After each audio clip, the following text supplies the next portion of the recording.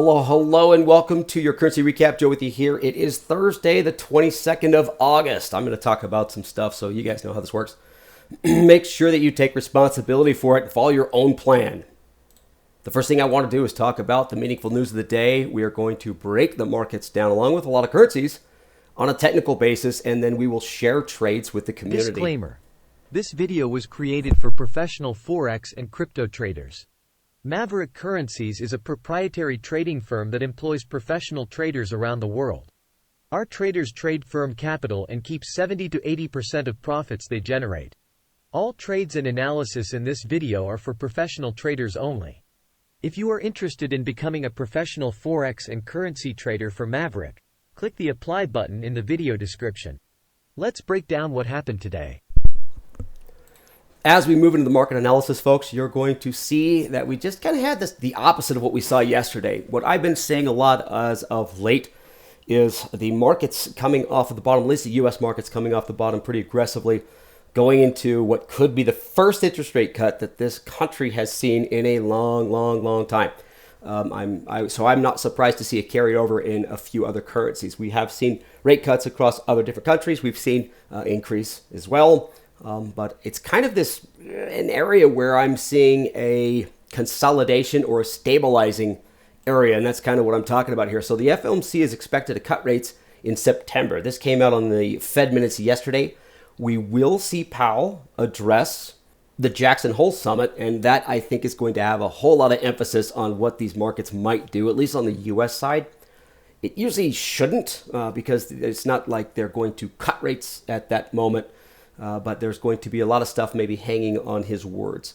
These markets came off the bottom very aggressively and very quickly. So I'm seeing a flattening in the markets along with stabilizing or corrections in most of the currencies. Let's take a look at how we finished. Pretty much the same as yesterday. The yen kind of extended some losses. The dollar added to some gains. But look at the euro there. Flat. Pound leaking higher, the CAD leaked higher. Now, one that I thought was pretty interesting is the franc. The franc's still in a corrective move.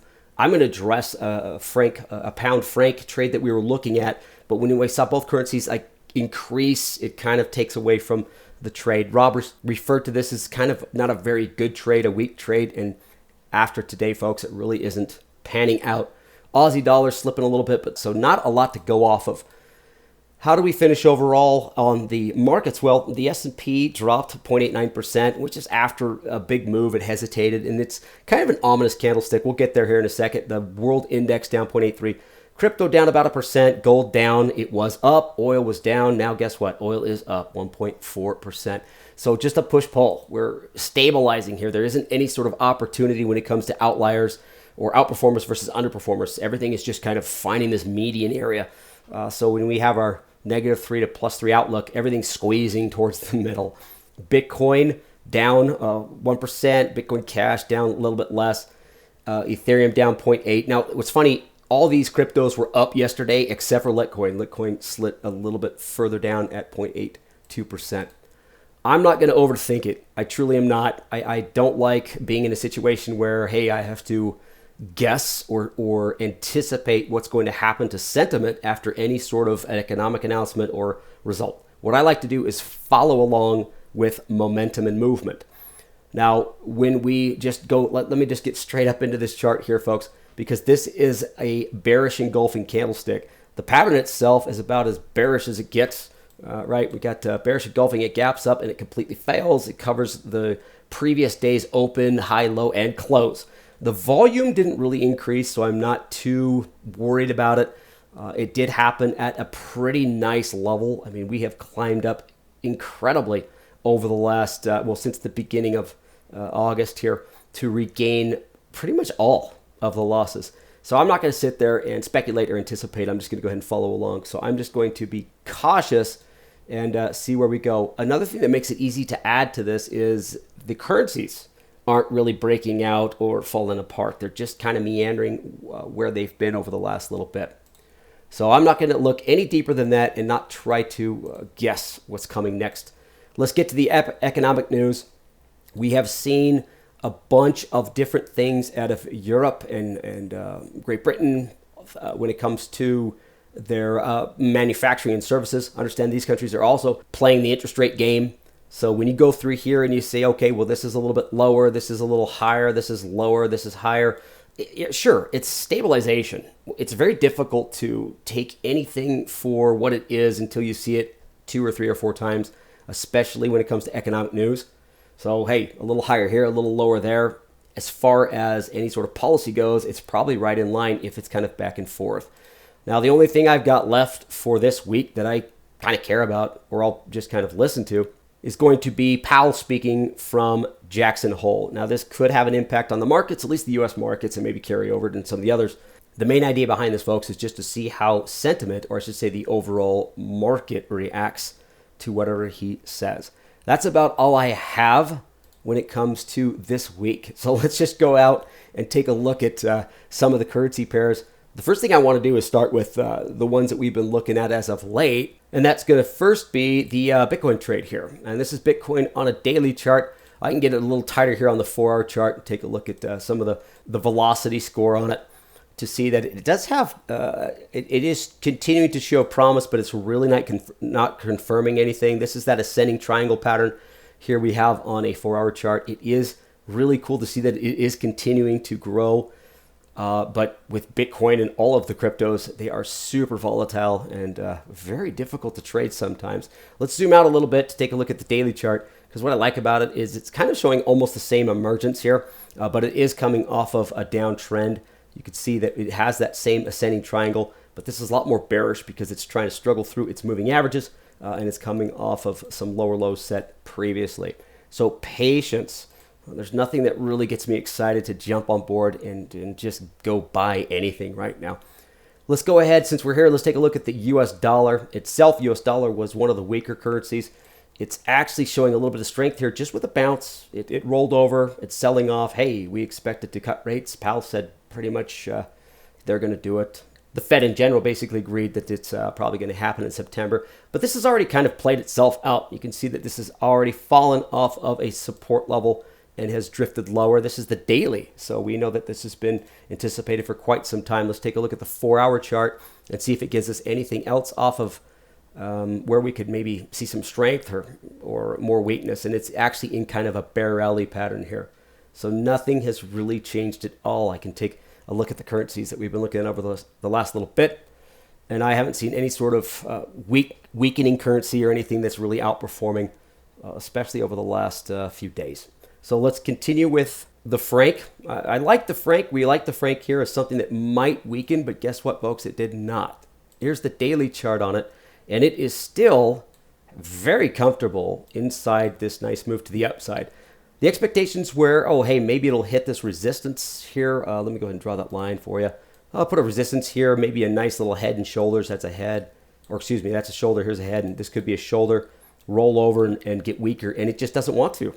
Doesn't mean that it's going to outperform anytime soon. We'll have to continue to follow along to see if it does. But what it does do is it messes with the pattern that we wanted to trade it against, which was with the pound. And you could see that it is on our velocity chart here, this 4-hour.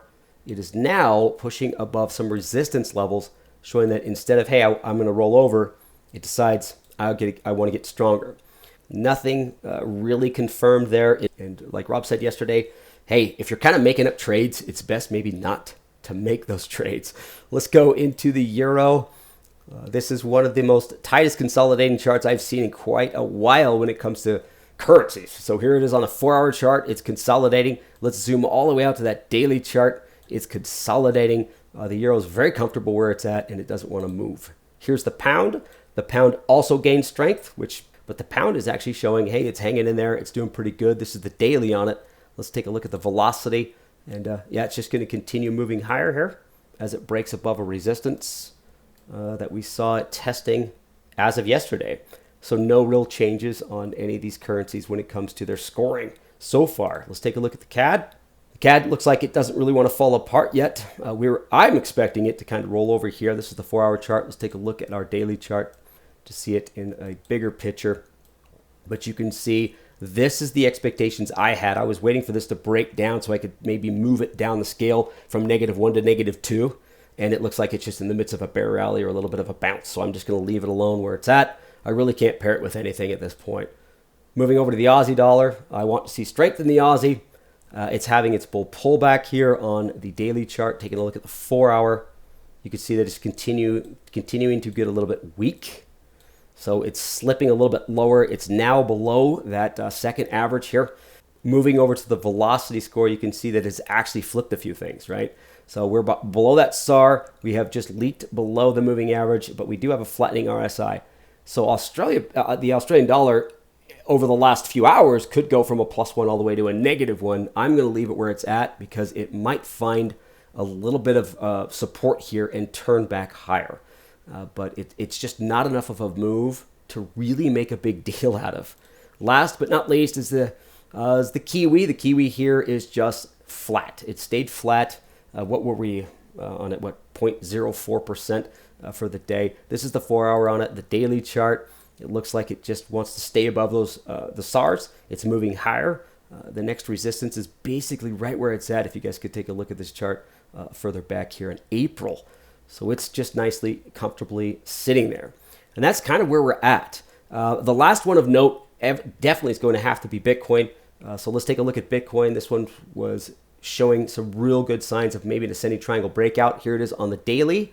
Let's go ahead and move over to the 4-hour chart. And we're waiting for this to get above. And guess what it did? It gave us another head fake. Rob talked about this yesterday. It's just, okay, it's maybe nope, but it is. What I like about it is look at the SARs, look at the ascending triangle pattern. If this could sustain itself on this 4-hour chart here and move a little bit higher, it would be nice to catch it surging up and maybe just pair that out and see if you can't make a trade there. But we're going to keep it where it's at, and nothing's really confirming, I guess, the whole point I'm trying to make.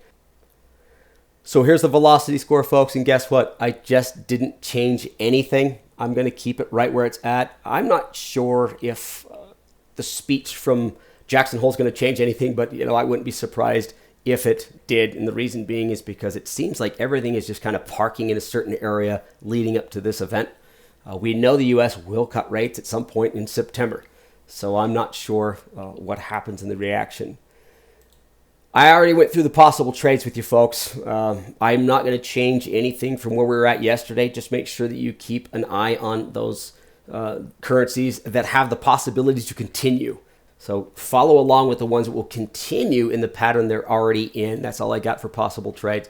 So Fed speak from Jackson Hole tomorrow. We need a little more volatility to create opportunity. We need some push and pull. We need some worry. We need some fear. We need something to come to the markets that scares people either in or out of them.